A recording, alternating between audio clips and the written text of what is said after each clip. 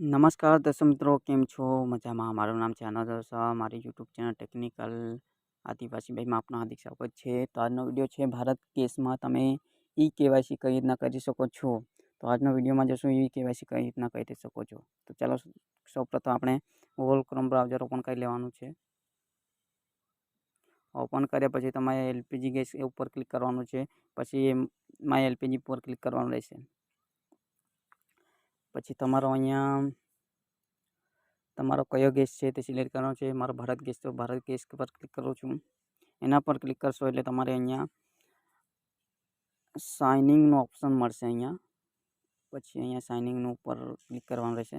તમારી login ID અને password નાખી દેવાનો છું. હું લોગિન આઈડી અને પાસવર્ડ નાખી દઉં છું.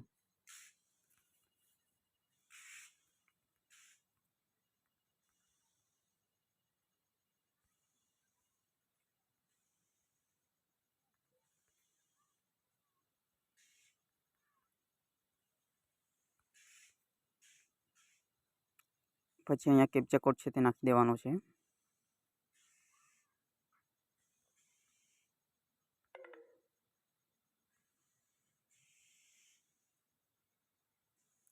પછી લોગિન ઉપર ક્લિક કરવાનું રહેશે તમારે.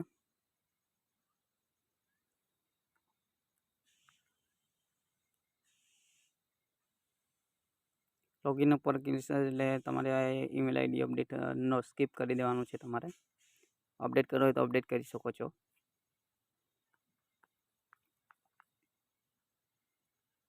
સ્કીપ કરશો એટલે તમારો બધી ડિટેલ આવી જશે. વેરીફાઈ બધું જે કંઈ હશે એલપીજી આઈડી.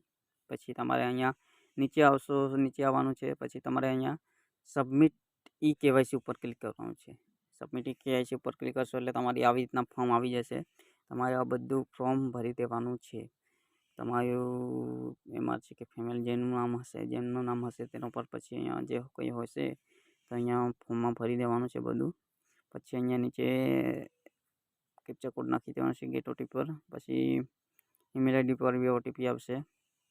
પછી અપડેટ ઈ કેવાયસી પર ક્લિક કરશો એટલે તમારું ઈ કેવાયસી અપડેટ થઈ જશે. તમે જોઈ શકો છો આ વિડીયોમાં કે તમે ભારત કેસમાં કઈ રીતના ઈ કેવાયસી કરી શકો છો. આજનો વિડીયો સમાપ્ત કરીએ. ચાલો આવજો. તમને મારો વિડીયો કેવો લાગ્યો તે કહેજો, કોમેન્ટ કરજો.